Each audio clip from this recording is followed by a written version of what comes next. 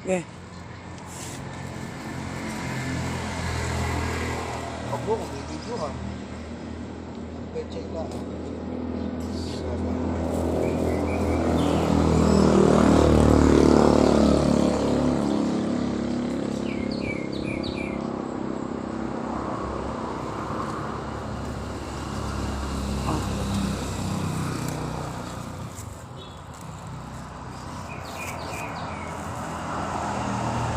Pwede mo pa nabibenta sa palengke yung mga lettuce mo.